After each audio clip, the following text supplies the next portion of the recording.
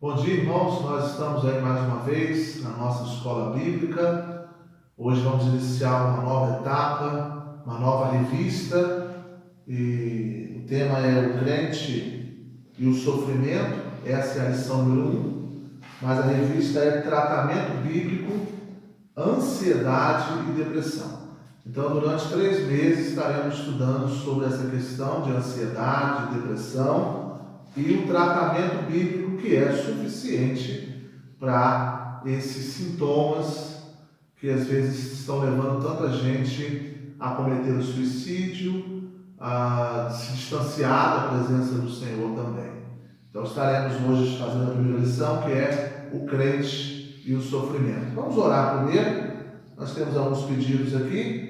Orarmos pela Marli, moradora de Campo Coelho, que Deus continue cuidando dela. Orarmos pelos afastados, orarmos também pela nossa igreja, que Deus continue fortalecendo a nossa igreja, orarmos pelos enfermos, a irmã Gesilda, Dona Ione, Dona Germa, orarmos também por Dona Nilza, por Dona Delvira, que Deus continue abençoando as nossas irmãs, dando a elas força, dando a elas saúde, tanto física como emocional. Vamos então orar. Pai de amor, nós queremos te agradecer por mais uma etapa, por mais uma escola bíblica. Estaremos iniciando agora essa revista, onde estará falando, ó Deus, sobre o tratamento bíblico, ansiedade e depressão. Esses são os 2 assuntos que estaremos abordando e também observando que na Bíblia nós encontramos a esperança, encontramos respostas para as nossas dificuldades, para os nossos anseios. Então, que o Senhor esteja nos abençoando nessa nova etapa. Também, ó Deus, colocamos diante de Ti os pedidos pela Marli, que o Senhor possa estar abençoando, cuidando dela.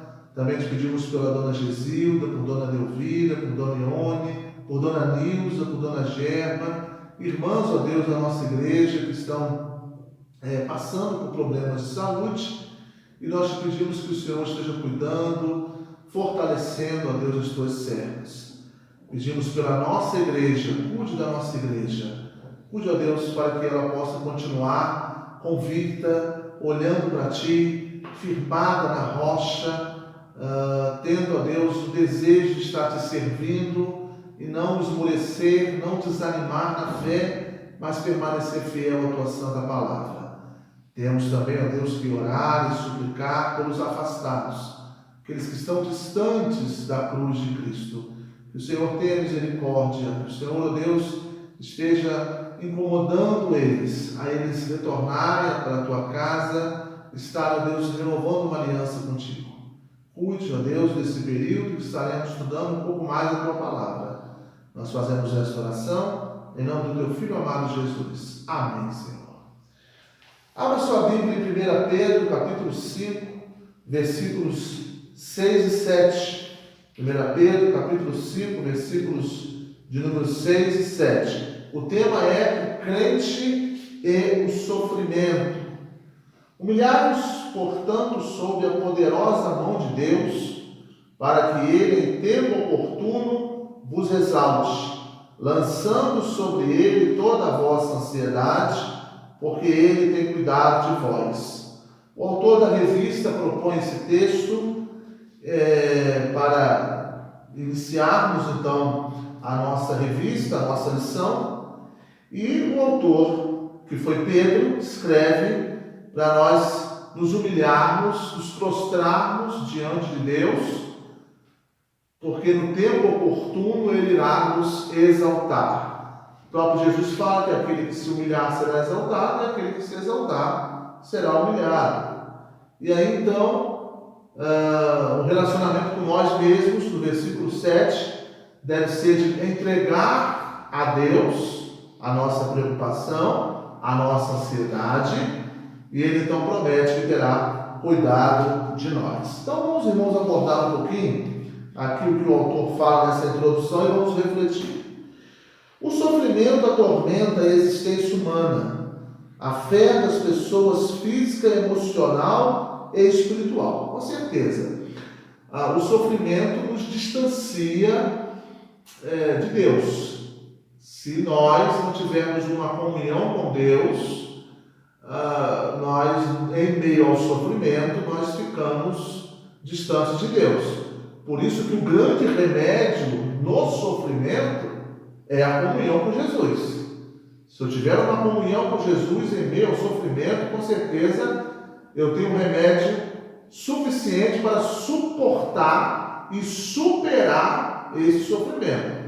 Porque sofrimento é algo que todos nós vamos passar. Há igrejas que falam que o sofrimento não existe, que você não pode ficar sofrendo. Mas a própria Bíblia fala que no mundo nós teríamos sofrimento, teríamos aflição, porque aflição é sofrimento. Então, o sofrimento faz parte do cotidiano, faz parte da vida. E ele afeta realmente a parte física, a parte emocional, desequilíbrio emocional, por isso que vem a ansiedade, vem a depressão, vem a síndrome do pânico, enfim, vários sintomas emocionais, mas também pode nos afetar espiritualmente, que seria esse distanciamento de Cristo. Qualquer que seja o seu grau e a sua origem, quando se torna prolongado, traz prejuízos ainda maiores, atinge justos e injustos.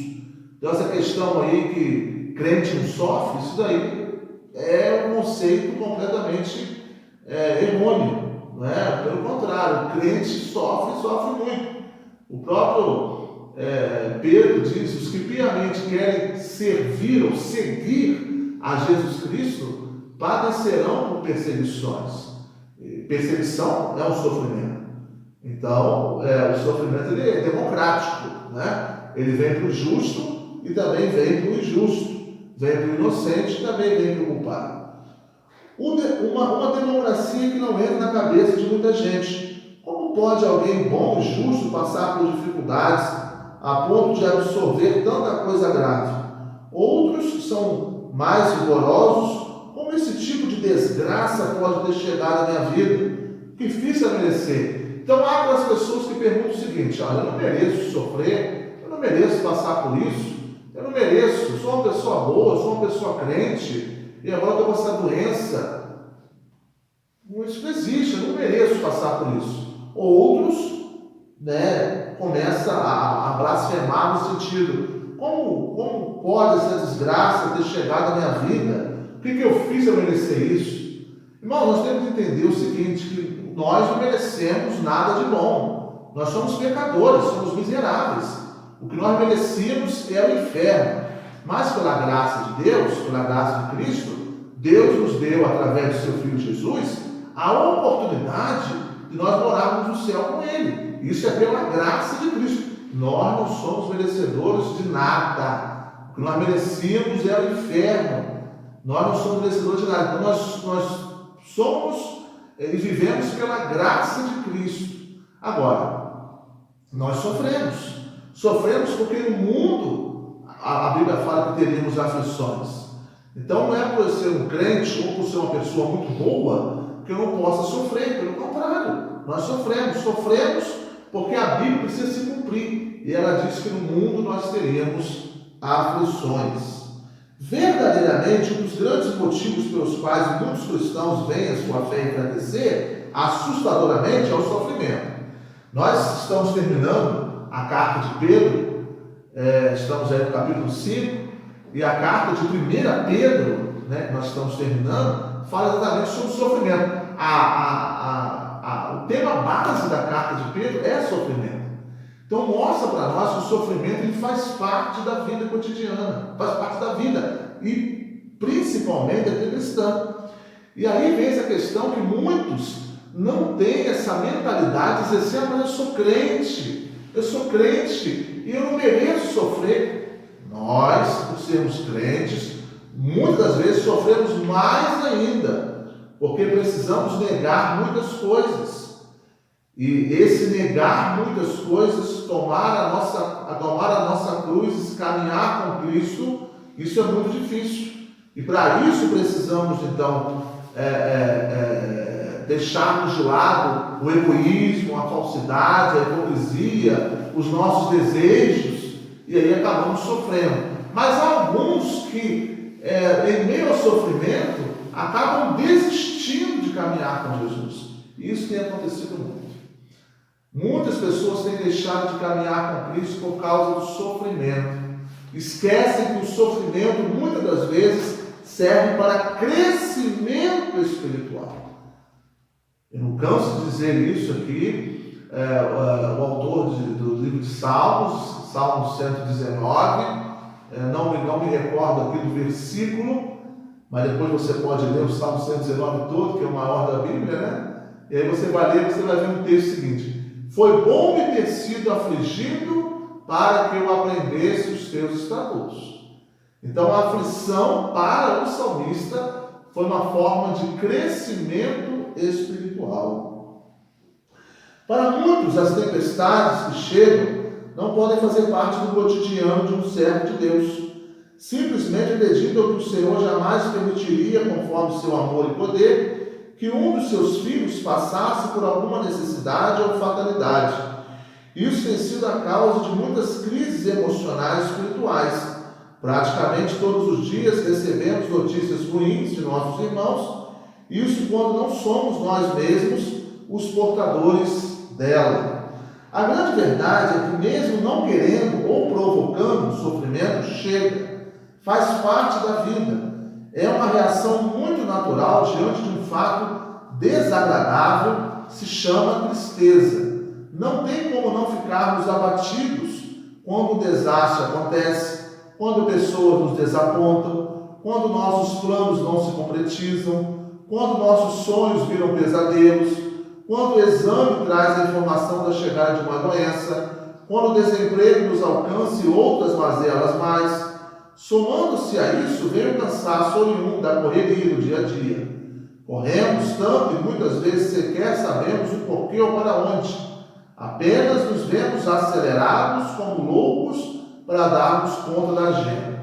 Então ele comenta aqui nessa introdução o seguinte, que não existe possibilidade de você não ficar triste por causa de tantas situações que nós enfrentamos.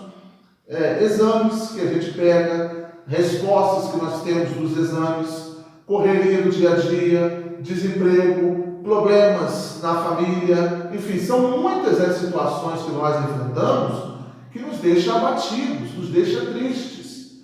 Por isso, irmãos, que é necessário eu ter uma comunhão com Deus para que eu possa, então, sobreviver, restabelecer a minha vida.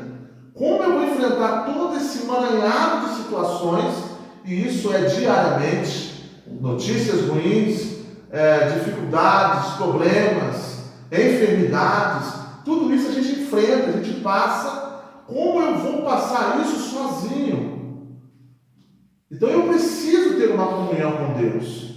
Por isso que o texto de Pedro 5,7, 1 Pedro, diz: lança sobre ele a sua preocupação, o seu abatimento, o seu desgaste, a sua tristeza, e ele vai cuidar de você. Esse cuidado no sentido de orientar, de sustentar, de direcionar você para um caminho a qual você vai conseguir suportar, pela graça de Cristo, aquela situação. Então o sofrimento ele existe, e o crente passa sim por muitos sofrimentos. Não vem com essa que crente não passa, porque nós enfrentamos sofrimento, lutas, batalhas, muitas. Mas se eu passar com Jesus, eu vou vencer. Agora, eu sem Jesus, possivelmente, eu não vou conseguir suportar aquela situação. Possivelmente não, eu não vou conseguir suportar aquela situação, aquela dificuldade. E todos nós temos problemas, todos nós temos dificuldades. Tudo isso tem uma consequência, faz a gente sofrer. Tal sofrimento não apenas nos afeta, mas mexe com a família, com a energia, nos relacionamentos, com o desempenho profissional, com o dinamismo nos estudos, com a dedicação a Deus e a sua igreja. Exatamente, o sofrimento nos afeta em todas as áreas. Às vezes no humor, nós ficamos mal-humorados, ficamos chateados, às vezes descontamos no nosso cônjuge, nos nossos filhos, nos nossos pais. Então o sofrimento afeta não só a mim, mas também a minha família, a igreja. A igreja também acaba sendo afetada nesse sentido. Às vezes você é um líder na igreja, você tem funções na igreja e você acaba às vezes não exercendo por causa das lutas que você está enfrentando, e aí você deixa de somar, de contribuir na casa de Deus. Então a igreja sofre também com a sua ausência, com o seu distanciamento. Então o sofrimento ele vem para nos abalar e abalar também quem está ao nosso redor. Em muitos casos, a tristeza é passageira, logo, devido aos ajustes e ajudas, a pessoa consegue se restabelecer e dar prosseguimento à vida. Em outros, essa tristeza demora muito a passar, prolongando e, na maioria das vezes, agravando os sintomas. Tais sintomas podem ser chamados de ansiedade e depressão. Então, ele vai entrar propriamente no assunto aqui, de maneira muito rasa, até porque são 13 lições. Então vamos estar desenvolvendo isso mais para frente. Mas ele fala o seguinte, olha, a tristeza ela pode ser passageira, ser temporária, e isso vai acabar. Mas existe também a tristeza que ela não vai embora. Ela permanece, ela vai se agravando, os sintomas vão se agravando, e isso pode então tornar uma depressão. Pode se tornar também uma ansiedade. Ansiedade, eu já disse no estudo de quinta-feira, né, quem também está acompanhando, a gente está falando sobre preocupação, ansiedade é uma preocupação excessiva, e ansiedade também é algo que sufoca a gente, estrangula a gente, né? Ansiedade é algo que oprime, que sobrecarrega a gente, traz cansaço, traz desânimo, e a depressão é essa tristeza prolongada que afeta tanta gente, e muitas das vezes a pessoa ela acha que superou a depressão, mas a depressão está adormecida ali e ela não trata aquela situação e de repente aquilo ressuscita, a depressão ressuscita na vida dela, e ela então a cada ano que passa, a cada dia que passa, vai se enfraquecendo e não tem mais prazer, não tem mais alegria para nada. Um sofrimento chamado ansiedade. Então aqui ele vai dar assim um conceito, volto a dizer, raso, porque são 13 lições, e ele vai estar apurando isso mais na frente. E vamos estar apurando isso mais na frente também, junto com o autor da revista. Mas ele dá um conceito aqui. De acordo com o site significados.com, ansiedade é um estado psíquico de apreensão, medo, provocado pela antecipação de uma situação desagradável ou perigosa. Então, a ansiedade é essa preocupação antecipada por uma situação desagradável ou perigosa que às vezes nem vai acontecer, mas eu já estou preocupado. Então, a ansiedade é isso. É você se preocupar de maneira antecipada por uma situação desagradável ou perigosa, mas que muitas das vezes pode acontecer, ou que também não vai acontecer, e você já fica preocupado de maneira antecipada. Segundo sua etimologia, significa angústia que sufoca. Então, baseado na etimologia da palavra, significa angústia que sufoca, ou seja, aquilo que vai sufocando você. E essa questão é mais interna, vai sufocando internamente. Aquela angústia, ela vai sobrecarregando você, ela vai sufocando, estrangulando você. É apontada até certo ponto como um comportamento natural do ser humano que o ajuda a reagir ou se adaptar a situações como medo ou expectativa. Porém, pode se tornar uma doença quando chega a valores extremos, especialmente quando se torna recorrente a ponto de interferir no funcionamento saudável da vida de uma pessoa. Para tanto, é importante procurar o tratamento. Então, ele começa a dizer o seguinte aqui, que a ansiedade é uma angústia que sufoca. Até certo ponto, pode se tornar benéfico, desde o momento que você consiga controlar essa situação. Mas se ela foge do controle, aí se torna algo doentio, se torna algo preocupante. Né? Porque existem muitas pessoas que são responsáveis com o horário, responsáveis no trabalho, enfim, elas são responsáveis. Então, ser responsável é uma coisa, ser ansioso é outra. A pessoa precisa ser responsável no seu dia a dia. Mas no momento que ela torna aquela responsabilidade algo preocupante, que esteja sufocando ela, que ela esteja assim, se preocupando antecipadamente, por exemplo, eu vou fazer um exame no dia 25 de julho. Hoje é dia 5 de julho. Hoje é 5 de julho. Então, daqui a 20 dias eu vou fazer esse exame, né? Então, eu já estou muito preocupado. Eu já não durmo à noite, eu não consigo me alimentar direito, ou eu saio comendo tudo que tem pela frente, eu estou mal-humorado, eu estou rebelde, eu estou sendo ignorante com as pessoas que estão ao meu redor. Aquilo está me preocupando, está me sufocando. Isso é uma ansiedade. Então eu preciso buscar em Deus o tratamento necessário para a mudança. Porque isso não é normal. O que Pedro fala aqui, que o autor mesmo propôs esse texto? Lançando sobre ele a nossa preocupação, lançando sobre ele a nossa ansiedade. E ele promete que vai ter cuidado de nós. Agora, um outro sofrimento chamado depressão. Segundo o Dr. Drauzio Varela, a depressão é uma doença psiquiátrica, crônica e recorrente que produz uma alteração do humor caracterizada por uma tristeza profunda, sem fim, associada a sentimentos de dor, amargura, desencanto, desesperança, baixa autoestima e culpa, assim como distúrbios do sono e também do apetite. A partir dessa definição, se torna muito importante aprender a distinguir a tristeza doentia da tristeza temporária provocada pelas mazelas da vida, mas que são superadas. Então, o que ele quer mostrar é o seguinte aqui: todos nós choramos e ficamos tristes por algum momento. Essa é uma tristeza temporária.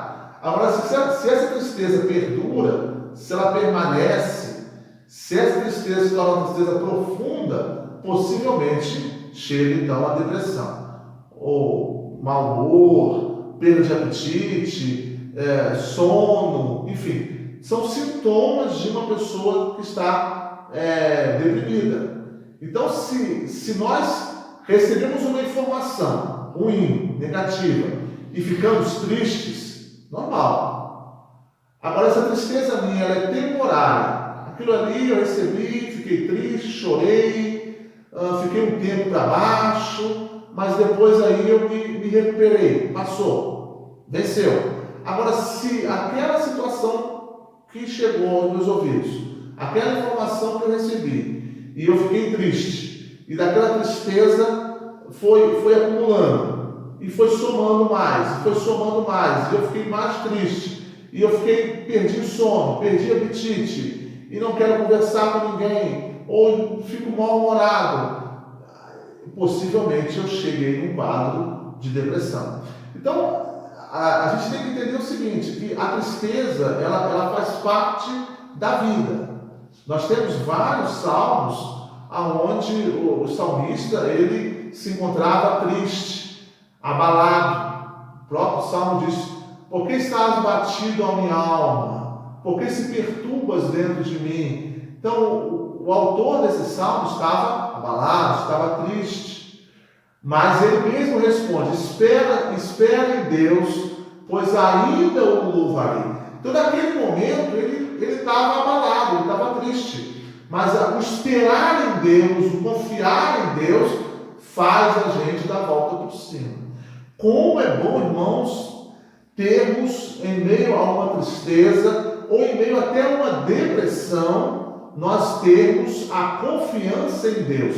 Deus, ele é suficiente para fazer com que você vença a ansiedade e vença também a depressão. Deus e a sua palavra, ela é suficiente.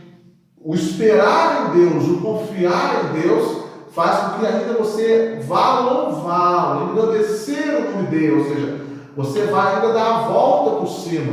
O salmista diz: o choro dura uma noite, mas a alegria vem pela manhã.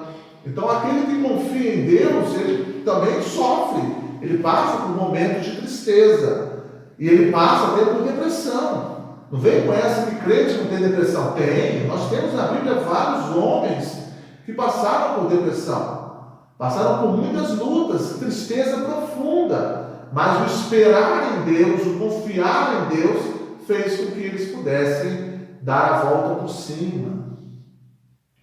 Diante das adversidades, as pessoas sem essa doença ficam tristes, se abatem, apresentam sintomas semelhantes, mas em pouco tempo conseguem ultrapassar tais dificuldades. Assim sendo, não podemos sair por aí achando que toda tristeza é depressão, assim como não podemos ignorar ou achar que é bobagem os sintomas demorados de tristeza das pessoas. Dizer assim: essa pessoa aí é folgada, essa pessoa aí é luxo, depressão é doença de rico. Não. Existem muitas pessoas que falam isso. É bobagem, que é demo, é dengoso, é dengosa. Não. A depressão ela existe. A depressão é uma tristeza profunda. E é necessário, você que convive com alguém que passa por depressão, você precisa ter paciência, saber se relacionar com ela. No momento ali, a paciência ela é muito importante na recuperação daquela pessoa que está depressiva. Vamos aqui. Os sintomas demorados de tristeza das pessoas, especialmente daquelas com quem temos intimidade e convívio constante. Pode ser um membro da família. No quadro de depressão, a tristeza não dá descanso, mesmo que não exista uma causa relevante. O abatimento permanece praticamente o tempo todo, por muitos dias.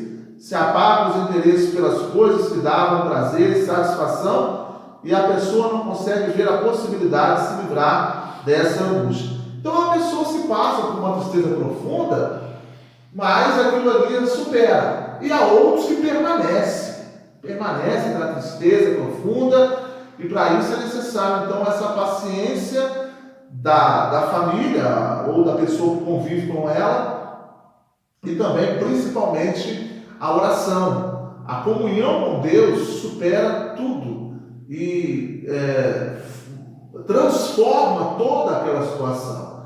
Então eu preciso ter paciência se eu convivo com alguém nessa situação, e eu também preciso, se eu tenho uma comunhão com Deus, uma intimidade com Deus, eu preciso então interceder por aquela pessoa, porque às vezes naquele momento aquela pessoa não tem nem força para orar. E para isso que é necessária a família cristã, de nós intercedermos por aqueles que estão chorosos.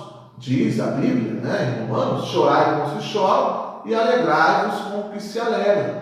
Então naquele momento ali, eu devo chorar, no sentido assim de estar intercedendo por aquela pessoa. O chorar com os que choram é nesse sentido, de eu estar ali com aquela pessoa, sendo sensível àquela situação que a pessoa está enfrentando. E nesse momento, uma palavra, ou às vezes apenas um silêncio, mas a sensibilidade de estar ali próximo para, quando aquela pessoa precisar, ela sabe que pode contar comigo. Vem na minha cabeça agora os amigos de Jó. Há ali após o capítulo 2, principalmente, capítulo 3, os amigos de Jó, quando abriram a boca para falar, falaram muitas coisas sem assim, proveito. Os conselhos dos amigos de Jó foram conselhos insensatos. Mas é interessante no capítulo 2, creio, ou no capítulo 2, os amigos de Jó se aproximam e a Bíblia fala que fica 7 dias e 7 noites ao lado de Jó, ouvindo e vendo as lamentações de Jó. Então é muito importante isso, irmãos. Uma pessoa que está num quadro depressivo, num quadro de uma tristeza profunda, é muito importante que ela esteja sendo acompanhada por alguém para ser o suporte. Quando a Bíblia fala em suportar-vos uns aos outros em amor, é nesse sentido de ser base, de ser suporte, de estar ajudando aquela pessoa naquele momento difícil.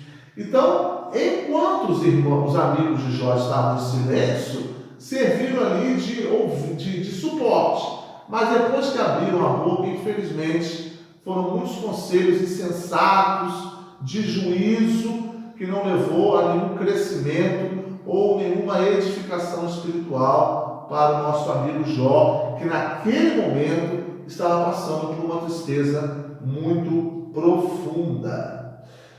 Há quem diga que os sintomas da ansiedade, da depressão, não passam de capricho, preguiça ou frescura. Se eu falei anteriormente que há muitos que dizem, pessoas também que não têm o conhecimento bíblico e acabam dizendo, isso aí é coisa de rico, depressão é doença de rico, isso aí é frescura, isso aí é preguiça, isso aí é capricho.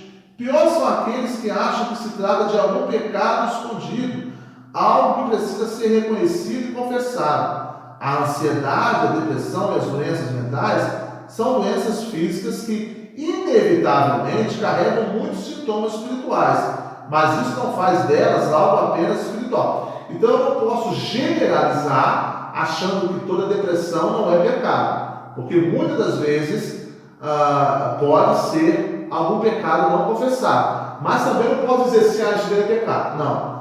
Depressão é uma tristeza profunda que pode ser por causa de algum pecado ou pode ser apenas por causa de algumas informações negativas que ela está recebendo. Então eu não posso cravar, não posso dizer, afirmar que tudo é pecado, que depressão é pecado, né? Que depressão é doença do demônio. Não, isso não é. Nós vemos na Bíblia vários homens, Jó, Elias, nós vemos Pedro passou por um momento difícil, chorou amargamente. Ali foi uma tristeza também que ele enfrentou, apesar de ser uma tristeza temporária, mas foi um momento difícil, de muita angústia. Asaf, nós temos o Salmo 77 que fala de Asaf. Davi passou também por várias depressões. Então nós temos na Bíblia vários homens que passaram por momentos de tristeza profunda. Algumas delas por causa de pecado não confessaram, por algumas situações que eles mesmos procuraram. Mas outras foram por situações, no caso de Jó, que ele passou pelas perdas da família, né? Perda dos filhos, dos bens materiais. Então ali ele teve um momento muito difícil na vida dele. Então eu não posso dizer que depressão, eu não posso dizer isso, que é coisa do inimigo, é coisa de Satanás.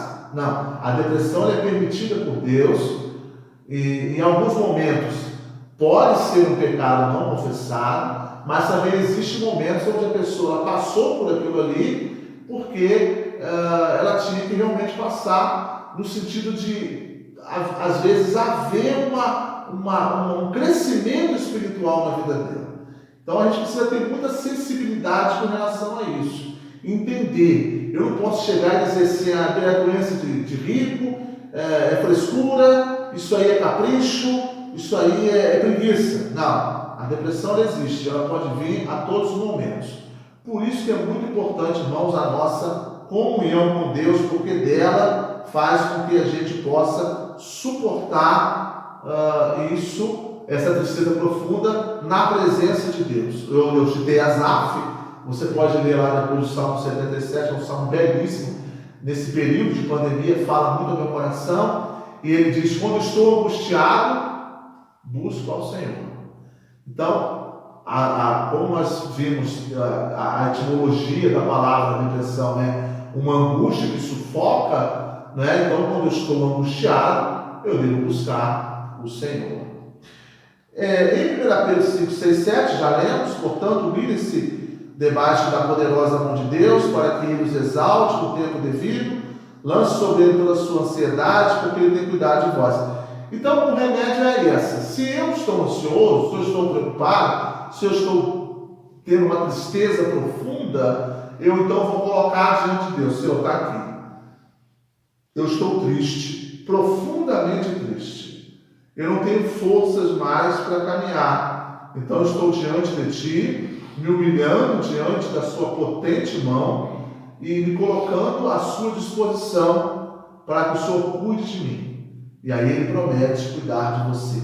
Como é bom, irmãos, nós temos um Deus a qual nós servimos maravilhoso, que Ele está pronto, em meio à ansiedade, em meio à tristeza profunda, cuidar de você. Cuidado de Deus, de todo cuidado de Deus, Ele é especial. Podemos conversar com Deus sobre nossas aflições, decepções, mágoas, tristezas. Esse desabafo com Ele nos ajuda em muito a aliviar tudo isso. Porém, nem todos conseguem ter essa consciência ou mesmo fazer de sua oração um momento de refrigério para a alma. Para tanto, é preciso agir. Então, existe também aquela questão do outro lado, que às vezes a pessoa não tem força para agir, não tem força nem para orar, ela não tem nem o que falar. A gente percebe Ana, né? Ana estava profundamente triste e ela não conseguia expressar mais as suas palavras.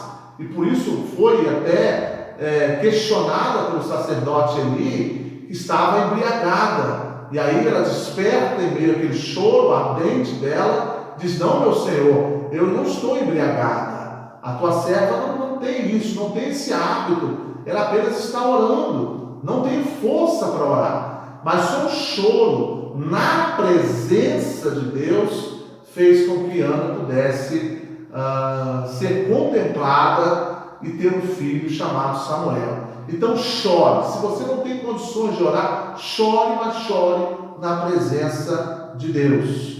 Romanos 12:10 diz: dediquem-se uns aos outros com amor fraternal, prefiram dar honra aos outros mais do que a si próprio. Então, no mundo egoísta que nós vivemos, o apóstolo Paulo vai na contramão da situação. Ele diz: olha, vocês se dediquem uns aos outros, procurem preferir honrar ou respeitar ou ajudar os outros do que a si próprio, melhor dizendo, do que você mesmo. Procure ajudar o outro do que você mesmo. Então, no mundo egoísta que nós vivemos, irmãos, nós precisamos avaliar: eu tenho me preocupado em ajudar o outro? Irmãos, quantas pessoas em meio a essa pandemia que elas estão com uma tristeza profunda? Às vezes já vinham com uma tristeza profunda. E essa pandemia só tornou mais profundo ainda a sua tristeza. O abismo se tornou ainda maior. O buraco negro se tornou ainda maior. Então é importante nós nos dedicarmos a essas pessoas, ajudarmos essas pessoas. Mas como, pastor? Como ajudar uma pessoa que está extremamente triste? Orar por ela, se importar por ela, com ela. Se você não tem o que falar, fique perto dela, ouça o seu choro, observe o seu choro. Só a sua presença ali já é suficiente muitas das vezes. Um abraço é suficiente. O estar próximo é suficiente. Então nós precisamos nos dedicar em ajudar essas pessoas. Essa pandemia ela veio para, infelizmente, trazer muitos problemas, não só problemas econômicos, né, sociais, mas também emocionais, principalmente emocionais, irmãos. Os irmãos não têm noção das lutas e das dificuldades que a sociedade vai ter pós-pandemia. Então nós precisamos nos dedicar, ajudar essas pessoas, para que elas possam então se encontrar seguras ao nosso lado, mesmo que nós não tenhamos às vezes uma palavra boa para dar naquele momento, porque às vezes é difícil você dar uma palavra, mas você estar próximo, oferecer ali o seu ombro para a pessoa chorar, dar um abraço naquela pessoa, dizer: olha, eu estou aqui, orar por ela. Isso já é algo tremendo, já é algo que faz uma diferença muito grande na vida daquela pessoa. Ele passa aqui 2 passos importantes. Passo 1: melhore sua observação em relação às pessoas mais próximas. É interessante que ele fala aqui de você melhorar a sua observação. Às vezes nós observamos alguém, mas a nossa observação ela é tão assim, por cima, tão rasa, que nós não temos aquela sensibilidade de olhar nos olhos dela e ver que é uma pessoa carente, é uma pessoa necessitada, é uma pessoa que precisa de apoio, precisa de ajuda. Então, o primeiro passo aqui é você melhorar a sua observação. Muitas vezes estamos próximos apenas geograficamente, ou seja, moramos às vezes na mesma casa, ou moramos próximo a essa pessoa, mas não temos essa observação detalhada em contribuir na vida daquela pessoa. É preciso um olhar mais atento, mais intencional. Muitos sinais são sutis e, se não tivermos uma observação mais criteriosa, eles passam despercebidos. Então, tenha esse olhar mais criterioso. Observe mais quando você está conversando com a pessoa. Às vezes, algumas palavras que ele dá no meio da frase que mostra que ele está carente, que ele precisa de apoio, precisa de ajuda, precisa de uma orientação. Então, você peça a Deus essa sensibilidade, essa observação mais criteriosa para que você possa ajudá-lo. Passo de número 2. Mais do que observar, é preciso se aproximar e conversar a respeito. É importante estar mais junto das pessoas, tem que chegar perto para conhecer o coração, deixando a pessoa falar e, sobretudo, respeitando sua condição e seus motivos. Nosso professor no seminário de aconselhamento pastoral dizia que ouvir é ouro, falar é prata. Tenho falado isso muito com a nossa congregação. E muitas das vezes o conselheiro, ele só quer falar, mostrar os caminhos, mostrar para onde ele deve ir. Ouça primeiro, deixa a pessoa falar, deixa a pessoa chorar, deixa a pessoa colocar para fora. Só aquilo ali já é um aconselhamento. Só em você permitir aquela pessoa falar, desabafar, ela quer colocar para fora, aquilo vai já aliviando ela. Então é muito importante isso. E quando falar, fale o que é realmente necessário, sem julgamento. Olha, isso daí é um pecado. Então você vai voltar lá nos amigos de Jó. Alguma coisa que você não confessou, Jó, alguma coisa que você não falou, alguma maldição lá na família. Fale pouco, mas fale dentro da Bíblia. A palavra de Deus é suficiente. Ao abrir a palavra, tenha versículos estratégicos para que você fale aquilo que realmente vá edificar aquela pessoa e principalmente glorificar a Cristo. Não é o momento de questionar sobre os porquês das coisas, mas de emprestar os ouvidos, dar um abraço, apoiá-la e procurar ajuda, e, se possível, investir o seu tempo em acompanhá-la nesse processo.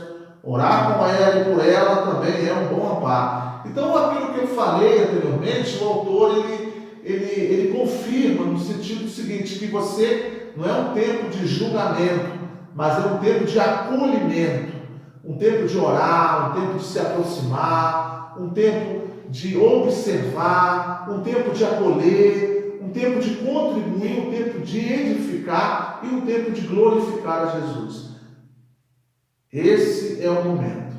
Nós vivemos tempos difíceis, o sofrimento é algo natural, é algo que acontece ao bom e ao mal, ao crente e ao não crente, ao justo e ao injusto. Então devemos estar atentos em saber que tanto a ansiedade como a depressão são sintomas concernentes ao dia a dia, às lutas do dia a dia, e encontramos também na palavra de Deus a solução para este problema. Amém, irmãos?